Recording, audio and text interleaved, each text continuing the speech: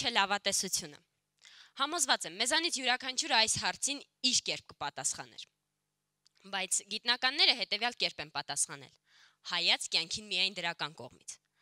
Լավատեսությունը պնդում է, որ աշխարհը հրաշալի է եւ կա էլ բոլոր իրավիճակում։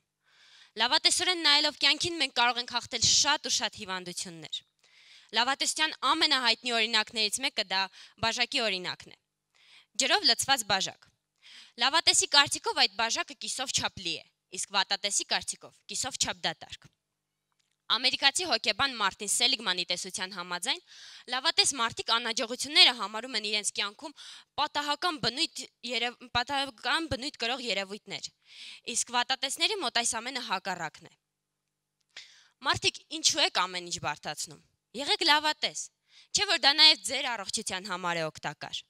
Իսկ դու գիտեք, որ 2001-ից 2005 թվականներին կատարված հետազոտությունների արդյունքում գիտնականները պարզել են, որ մենք կարող ենք լավատեսորեն նայելով աշխարհին հաղթահարել շատ եւ շատ հիվանդություններ առանց նկատելու։ Օրինակ, եթե ընտանիքում կա հակվածություն սրտանոթային հիվանդությունների, ապա լավատես մարդու մոտ այդ ռիսկը նվազում է մինչև 4 անգամ։ Ուրեմն ինչ է ստացվում։ Լավատեսությունը ամենալավ դեղամիջոցն է։ Ես ինքս լավատես անձնավորություն եմ եւ կներկայացնեմ մի դեպք, որ պատահել է ինձ հետ։ Համոզված եմ, մեզանից յուրաքանչյուրը սիրում է վարդավառը։ Դա այն եզակի տոներից մեկն է, որի ժամանակ ուրախանում են բոլորը, մասնակցում են բոլորը, մեծից փոքր։ Ես այս տարի որոշել էի վարդավառը ավելի հետաքրքիր կերպ նշել։ Ուզում եմ ինչ-որ նորամուծություն մտցնել իմ համար այդ տոնին։ Եվ որոշեցի մեր բակում լողավազան կառուցել։ Սկսեցի փորփրել համացանցը, ման էի գալիս անհրաժեշտ նյութեր։ Մի խոսքով գտա այդ նյութերը եւ գործի անցա։ Մեր բակում ինչքան մանր-մուներ անպետք իրեր կային, որ այս ու այն կողմ էին թափված, հանեցի, իրար խառնեցի։ Երկար ժամանակ աշխատում էի լողավազանից կառուցման աշխատանքների վրա։ Ու անընդհատ կողքից ասում էին. «Անիմաստ աշխատանք ես անում, քո մոտ չի ստացվի լողավազան կառուցելը»։ Բայց ես չլսեցի։ Միացրի երաժշտությունը եւ գործս ավարտին հասցրի։ Իսկ արդեն վարդավառին հրավիրեցի ընկերներիս եւ մենք մի լավ ուրախացանք։ Ճիշտ է, օրվա վերջում իմ լողավազանից լտառը մնաց, բայց ես ուրախ եմ, որ կարողացա գոնե մեկ անգամի օգտագործման լողավազան կառուցել։ Այո, ես չհանձնվեցի, չհիասթափվեցի առաջին իսկ վատ կարծիքից, բայց ոչ բոլորն են այդպես անում։ Շատերը հիասթափվում են եւ զենքերը անմիջապես վայր են դնում։ Ինչու՞, ո՞րն է պատճառը։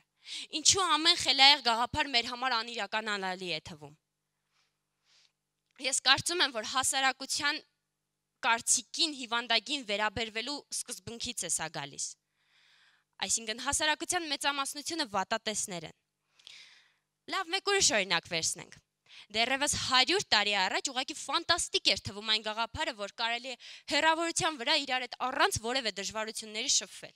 Իսկ հիմա ինչ է ստացվում։ Համացանցի միջոցով կարող ենք ամբողջ աշխարհը համախմբել։ Ինչ է սա։ Միթե լավատեսական եւ խելայեղ գաղափարի արդյունք չէ։ Ես կարծում եմ, որ այո։ Երևի ճանաչում եք հանրահայտ դերասանուհի Վուպի Գոլբերգին։ Նա այն եզակի անձնավորություններից մեկն է, ով ստացել է 4 ամենահեղինակավոր մրցանակները՝ Օսկար, Գրեմի, Էմի եւ Տոնի։ Բայց ով էր Վուպի Գոլբերգը, երբ հայտնի չէր։ Պատկերացնում եք, նա դիահերձարանում դիմահարդար էր աշխատում։ Ինչքան տխուր է հնչում։ Բայց Վուպի Գոլբերգը այնքան ուժեղ մարդ էր, որ հաղթահարելով այդ գորշությունը, այդ մռայլությունը, գտավ իր կյանքի լույսը։ Ինքը ամեն օր ներկա է լինում հարյուրավոր մահերի, բայց դրա հետ մեկտեղ իր նպատակասլացությունը եւ երազանքների հետևից քայլելու արվեստով հասավ նա իր ուզածին։ Եվ ոգեշնչվելով Վուպի Գոլբերգի օրինակով կուզենամ ելույթս ավարտել հետևյալ խոսքերով. Երազեք, երազանքները դարձրեք նպատակներ եւ հաստատուն քայլերով հասեք ձեր նպատակներին։ Անկարելի բան աշխարհում չկա։ Եթե ինչ-որ մեկը կարողացել է անել դա, ուրեմն դուք էլ կարող եք։ Եթե ոչ մեկը չի կարողացել, եղեք առաջինը, եղեք լավատես։